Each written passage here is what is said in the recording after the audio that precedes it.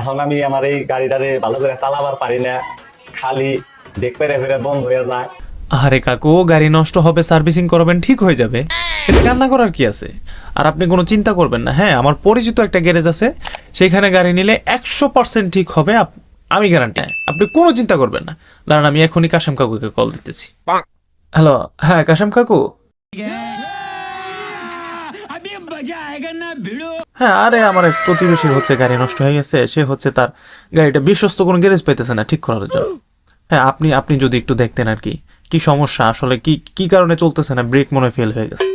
হ্যাঁ, আপনি একটু দেখেন তো, আপনি শুধু জাস্ট ভালো করে একটু সার্ভিসিং করে দিবেন। আচ্ছা আচ্ছা ঠিক আছে, আচ্ছা আমি বলে আপনার গ্যারেজে গাড়ি পাঠাই দিতেছি, চিন্তা করেন না। আচ্ছা ঠিক আছে, রাখি কাকু। কারণ আমি আর এই গাড়ি ছাড়ি এখন মোটেই কন্ট্রোল করতে পারি না। যদি আমি পিক আপ দিয়ে এক ফেলে গাড়ির হ্যান্ডেল ঘুরে আরো ফেলে যান। কাকু, আপনার কথাতে তো বোঝা দিতেছে আপনার হ্যান্ডেলের সমস্যা। আচ্ছা কাকু, আপনি কোনো টেনশন করবেন না, কাশেম কাকুর কাছে এর থেকে ভালো হ্যান্ডেল আছে, যেটা 2-4-20 বছরও কোনো কিছু হবে না, এবং দামও কম, স্বল্প খরচে আপনার লাগাই দিবে। হ্যাঁ, এবং চলবে ভালো। শুধু আপনি কষ্ট করে একবার গাড়িটারে গ্যারেজে পাঠিয়ে দেন, বাকিটা কাশেম কাকু দেখে নিবে। समझ रहे हो आप समझ रहे हो ना। আজান দিচ্ছে, নামাজ পড়তে যাবে না? আস্তে আস্তে ভাই, কথা বললেন না, আজান দিতেছে, আস্তে। আর শোনো না, আজানের সময় কথা বলতে হয় না, এটা তুমি জানো না? আর আন্টি, সে এত কিছু জানবে কোথা থেকে? হ্যাঁ, তার বয়সটাই বা কতটুকু? আর আপনাকে দেখে তো বোঝাই যাইতেছে যে আপনি একজন দিনদার মানুষ, মাশাআল্লাহ। আর আপনি অনেক কিছু জানেনও, তো আপনি আপনার ভাতিজিকে একটু শিখাই দিলেই তো পারেন, বাস হয়ে যায়। তাহলে তো মেয়েটা সুন্দর করে বলে দিবে। এটা কোন আজান বলো তো? আসরে আসরের আজান। ওরে আমার সোনা বাচ্চা। বাহ মামুনি, তুমি তো দেখছি ভালোই বুদ্ধিমান এবং ট্যালেন্টেড। আসরের আজানও তুমি চিনে ফেলেছো, বাহ। কিছু শিখবা না, অন্য কিছু শিখবা, সবকিছু ভালো করতে ভালো হয়। জিনিস। হ্যাঁ হ্যাঁ, সবাই খুব ভালো থাকবেন। আমি নামাজ পড়তে যাই, শুনতেছেন হয়তো আজান দিচ্ছে। হ্যাঁ আন্টি, আমি শুনতে পারছি। হ্যাঁ হ্যাঁ, শোনা যাচ্ছে। সবাই খুব ভালো থাকবেন, আল্লাহ হাফেজ, love you. Love you too aunty, love you too. तोबा थारा मूड खराब कर তো এই ছিল আপনারা অন্য আরো কিছু শেখানোর উদ্দেশ্য? ওহ ম্যান, আমি তো ভাবছিলাম এই মেয়েটা বুঝি কিছুই জানে না। হ্যাঁ, এখন তো দেখছি সে তার ফুপির থেকে আর অনেকটা এগিয়ে আছে।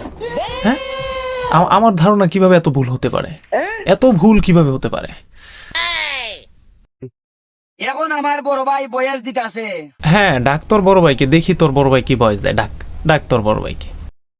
আমি নিজের কাছে ব্যর্থ হইলাম। কেন ভাই, আপনি নিজের কাছে নিজে কেন ব্যর্থ হলেন? হ্যাঁ, এর পিছনে আসল কারণ কি, রহস্য কি, বলেন একটু আমাদেরকে। কারণ এখনো এই সাইকেলটা চালাইতে পারলাম না।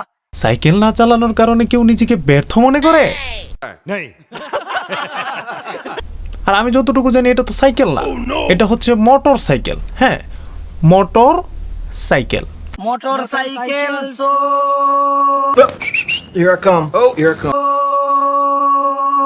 আর এইটা কোন ধরনের সং ভাই?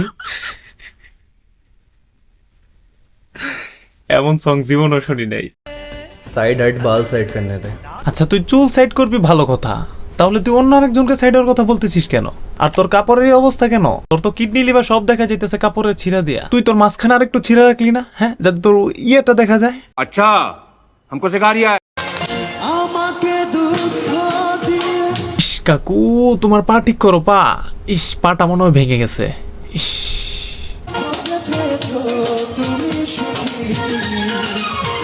তুমি চাইলে তো দ্বিতীয়বার আর একটা না, আরো 1000টা শট নিতে পারবা। আর এটা তো ছবির কোনো শুটিং চলতেছে না যে তুমি এইবার ভালো করে শট না নিতে পারলে পরিচালক তোমাকে ছবি থেকে বাদ দিয়ে দিবে। হ্যাঁ, তো এখানে তো সিরিয়াস হওয়ার কি আছে কাকু? বুঝলাম না। ঘুরতে যাইবা? আমারে বিয়ে করবা কবে? তোরে ভাই ঘুরতে যাওয়ার কথা বলতেছে, আর তুই ভাই কি বিয়ে করার কথা বলতেছিস কেন? আরে বিয়ের পরে যা করতে পারবি, ঘুরতে গেলে তাই করতে পারবি। আর সেই দিক চিন্তা করে ভাই তোকে ঘুরতে যাওয়ার কথা বলতেছে। समझ रहे हो आप। এটা কে? চিনি না তো। ভাই, ছেলেটা বলছে তোরে চিনে না, তাহলে তুই এখানে হাসতেছিস কেন? এখানে তো তোর কান্না করার কথা। আমারে যেমনে কাঁদাইতেছো, তুমিও একদিন সেইভাবেই কাঁদবা দেখো। হ্যাঁ, তোরে যেইভাবে কাঁদাইছে সেও একদিন সেইভাবেই কাঁদবে, তোর কথাই মেনে নিলাম। কিন্তু ভাই তোরা দেয়ালের দিকে যাইতেছিস কেন?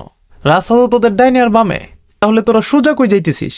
ও আচ্ছা, ভাই তো দেয়ালের গোড়ায় হিসু করতে গেছে আর মেয়েটা ভাবতেছে সে তাকে ছেড়ে চলে যাইতেছে। বুঝছে না।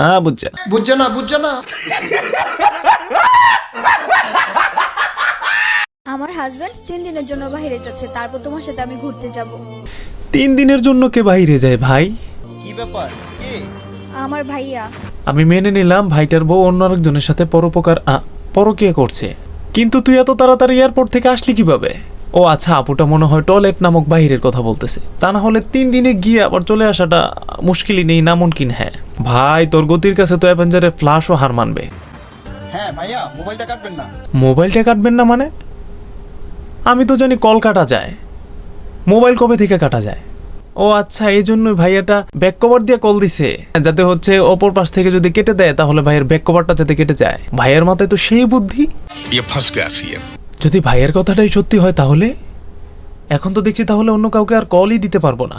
যদি কল দিই তাহলে যদি সে আমার মোবাইলটা ওই পাশ থেকে কেটে দেয় তাহলে আমার না। কেউ সুখী হবে, আপনিও সুখী থাকবেন। ওকে? আরে ভাই, সামান্য একটা বিষয়ের জন্য আপনি মাথায় গুলি করে মরে গেলেন। গুলি খাওয়ার পরে কে এত সুন্দর করে ডিগবাজি দিয়ে সুইমিং পুলের মধ্যে পড়ে? হ্যাঁ মামনি, দুনিয়াটা টাকার উপরে চলে। দুনিয়া টাকার উপর কবে থেকে চলা শুরু করে দিল? হ্যাঁ, আমি তো জানি পৃথিবী মহাশূন্যের উপরে ভাসে, সেখানে ঘুরে। তাহলে টাকার উপর কবে থেকে? টাকা কোথায়? দুনিয়া কোথায়? তোমার ওই বালছাল রূপ দিয়া না। ও আচ্ছা, আপনি টাকার রূপের মধ্যে পার্থক্য বোঝাইতে চাইছেন। আচ্ছা আচ্ছা, ভেরি গুড, ভেরি গুড দাদু।